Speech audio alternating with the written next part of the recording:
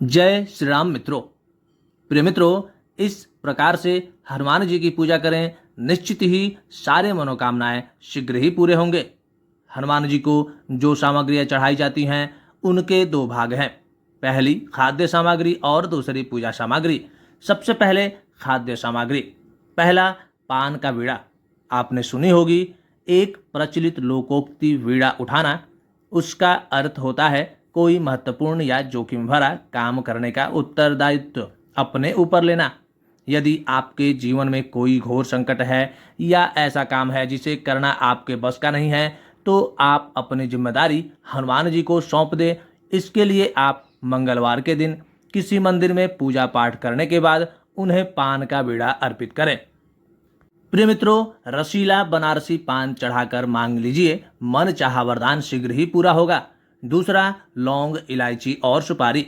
हनुमान जी को लौंग, इलायची और सुपारी भी पसंद है। शनिवार के दिन लौंग, सुपारी और इलायची चढ़ाने से शनि का कष्ट दूर हो जाता है। कच्ची घानी के तेल में दीपक में लौंग डालकर हनुमान जी की आरती करें, संकट दूर होगा और धन भी प्राप्त होगा। तीसरा, नारियल चढ़ाएं। प्रिय मित्रों, गरीबी से मुक्ति पाने के लिए नारियल पर सिंदूर लगाएं और मौली यानी कि लाल धागा बांधें। इसके बाद यह नारियल हनुमान जी को चढ़ाएं। ऐसा कम से कम 11 मंगलवार को करें। यदि इस नारियल को लाल कपड़े में राई के साथ लपेटकर घर के दरवाजे पर बांध दिया जाए तो घर में किसी भी प्रकार की अला बला यानी कि नकारात्मक ऊर्जा नहीं आती, जादू मंत्र या तंत्र का असर नहीं होता है और किसी की नज़र भी नहीं लगती। चौथा, गुड़ चने का प्रसाद। हनुमान जी को गुड़ और चने का प्रसाद तो अक्सर चढ़ाया ही जाता है। यह मंगल का उपाय भी है, इससे मंगल दोष मिटता है। यदि आप कुछ भी चढ़ाने की क्षमता नहीं रखते या किसी और कारण से चढ़ा नहीं पाते तो सिर्फ गुड़ और चना ही चढ़ाकर हनुमान जी को प्रसन्न कर सकते हैं। हर मंगलवार और शनिवार हनुमान जी को गुड़ और चने का भोग लगाएं। इससे आपकी सभी परेशानियां शीघ्र ही समाप्त हो जाएंगी। हालांकि आजकल गुड़ की जगह चिरौंजी ज़्यादा मिलती है, लेकिन चने के साथ गुड़ का ही संयोग होता है। पांचवी बात, इमरती का भोग लगाने से संकट मोचन अत्यंत प्रसन्न होते हैं। आपकी जो भी मनोकामनाएं हैं वे पूर्ण हो जाएंगी। बस मंगलवार के दिन हनुमान जी को इमरती चढ़ा लाएं। छठा बात, लड्डू। हनुमान जी को 3 तरह के लड्डू पसंद हैं। एक केसरिया बूंदी लड्डू, दूसरा बेसन के लड्डू और तीसरा मलाई मिश्री के लड्डू। प्रिय मित्रों, इसमें बेसन के लड्डू उन्हें खास पसंद है। लड्डू चढ़ाने से हनुमान जी भक्तों को दे देते हैं मनचाहा वरदान और उसकी मनोकामना पूर्ण कर देते हैं। प्रिय मित्रों, लड्डू चढ़ाने से पापी ग्रह भी काबू में रहते हैं, इसलिए आप हनुमान जी को लड्डू चढ़ा सकते हैं। सातवां, केसर भात। उज्जैन में मंगलनाथ पर केसर भात से मंगल की शांति होती है। हनुमान जी को भी केसर भात का भोग लगाया जाता है। इससे हनुमान जी बहुत ही जल्द प्रसन्न होते हैं। कोई व्यक्ति 5 मंगलवार हनुमान जी को यह नैवेद्य लगातार चढ़ाए तो उसके हर तरह के संकटों का नाश होता है और हम बता दें कि धन संबंधित समस्या शीघ्र ही समाप्त हो जाती है। 9वीं बात, रोट या अखरोट। ऐसी मान्यता है कि अगर हनुमान जी को मंगलवार के दिन रोट या मीठा रोटी का भोग लगाया जाता है तो मनवांछित फल मिलता है। गेहूं के आटे में गुड़, इलायची, नारियल का आदि यानी कि नारियल का बुरा घी, दूध आदि मिलाकर रोट बनाया जाता है।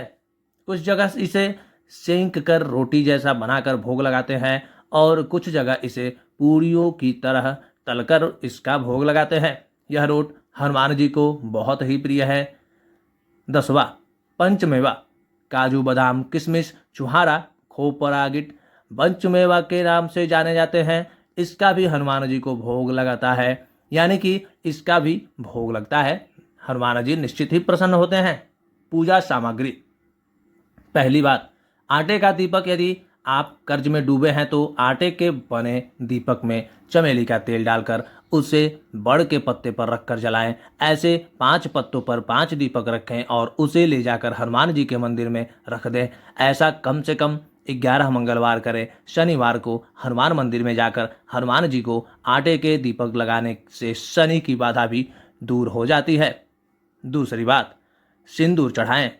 मंगलवार को यानी कि मंगलवार और शनिवार को हनुमान जी को घी के साथ सिंदूर अर्पित करने से स्वयं को भगवान श्री राम की कृपा प्राप्त होती है और उसके बिगड़े काम निश्चित ही बन जाते हैं। मंगलवार के दिन व्रत रखकर सिंदूर से हनुमान जी की पूजा करने एवं हनुमान चालीसा का पाठ करने से मंगली दोष शांत होता है। प्रिय मित्रों, कहते हैं कि सिंदूर के साथ चमेली का तेल भी चढ़ाना चाहिए। सिंदूर चढ़ाने से एकाग्रता में वृद्धि होती है और दृष्टि भी बढ़ती है। इससे सौभाग्य की प्राप्ति भी होती है। तीसरी बात, चमेली का तेल और फूल। चमेली का तेल हनुमान जी को चढ़ाने से वे जल्दी ही प्रसन्न होते हैं। प्रत्येक मंगलवार चमेली के तेल का दीपक जलाकर चमेली का तेल और फूल चढ़ाने से हनुमान जी की कृपा घर में सुख, शांति और समृद्धि भी बनाती है। प्रिय मित्रों, भूत प्रेत का साया नहीं रहता है और किया कराया भी मिट जाता है। यानी कि जो भी चीज़ें आपके घर में नकारात्मक चल रही हैं सारी समाप्त हो जाती हैं। प्रिय मित्रों, आप हनुमान जी के सामने चमेली के तेल का दीपक जलाकर दुश्मनों से छुटकारा भी पा सकते हैं। कहते हैं कि चमेली के तेल के साथ सिंदूर भी चढ़ाना चाहिए। यदि आप बीमार हैं या घर का कोई सदस्य बीमार है तो प्रतिदिन हनुमान जी के समक्ष 3 कोनों वाला दीपक जलाएं। हनुमान जी में इतना क्षमता है कि आपके सारे कष्ट दूर कर लेंगे। इसके साथ साथ हनुमान बाहुक का भी पाठ करें।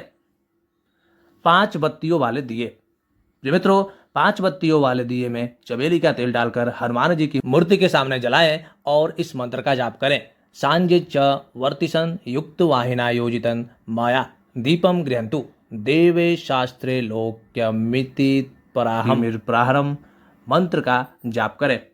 इससे भरपूर लाभ मिलेगा। हनुमान जी के सम्मुख शनिवार रात्रि में चौमुखा दीपक जलाएं। यह उपाय नियमित रूप से करने पर आपके घर परिवार की सभी परेशानियां समाप्त होंगी। चौथा बात, ध्वज चढ़ाना। हनुमान जी को यूं तो लाल या केसरिया ध्वज या झंडा बहुत ही चढ़ाया जाता है किसी कार्य में सफलता प्राप्ति हेतु या युद्ध में विजय हेतु। हालांकि झंडा चढ़ाने वाले का मान सम्मान बढ़ जाता है और उसे हर कार्य में तरक्की मिलती है। यह झंडा त्रिकोणीय होना चाहिए और उस पर राम लिखा होना चाहिए। इससे हर तरह की संपत्ति संबंधी समस्याएं भी शीघ्र ही समाप्त होती हैं। हनुमान जी यानी कि हनुमान मंदिर में ध्वजारोहण करने पर सर्व कामनाएं पूर्ण होती हैं। 5वीं बात, तुलसी की माला। हनुमान जी को तुलसी की माला चढ़ाई जाती है। इससे तुरंत ही संकट मिट जाते हैं और समृद्धि के द्वार खुल जाते हैं। मंगलवार के दिन हनुमान जी को तुलसी की माला चढ़ाने से व्यक्ति को धन लाभ प्राप्ति होती है। तुलसी खाते रहने से किसी भी प्रकार का कैंसर नहीं होता है और इससे प्रतिरोधक क्षमता भी बढ़ जाती है। इसमें एक ऐसा पदार्थ होता है जो सफ़ेद दाग नहीं होने देते हैं। प्रिय मित्रों, छठी चीज, राम नाम चढ़ाएं। हनुमान जी को राम का नाम बहुत प्रिय है। भगवान श्री राम की पूजा करने से हनुमान जी बहुत प्रसन्न होते हैं। पीपल के पत्ते पर चमेली के तेल और सिंदूर से राम नाम लिखें और इसे हनुमान जी को चढ़ाएं। यह कार्य करने से सभी तरह की समस्याएं यानी कि सभी तरह से समस्याओं से मुक्ति मिलती है। यह भी कर सकते हैं पीपल के 11 पत्तों पर चंदन या कुमकुम से श्री राम का नाम लिखें। इसके बाद इन पत्तों की माला बनाकर हनुमान जी को चढ़ाएं। निश्चित ही सारी परेशानियां शीघ्र ही समाप्त होती हुई नजर आएंगी। 7वीं बात, जनेऊ। हनुमान जी अपने कंधे पर जनेऊ धारण करते हैं। दुर्भाग्य से मुक्ति हेतु हनुमान जी को मंगलवार को जनेऊ चढ़ाई जाती है। जनेऊ को यज्ञोपवित्र भी कहते हैं। 8वीं बात, पीले रंग के फूल। हनुमान जी को लाल, गुलाबी और पीले रंग के फूल अर्पित करने से आपको बहुत ही ज़्यादा लाभ होगा। हनुमान जयंती से भी ऐसा करना प्रारंभ करें।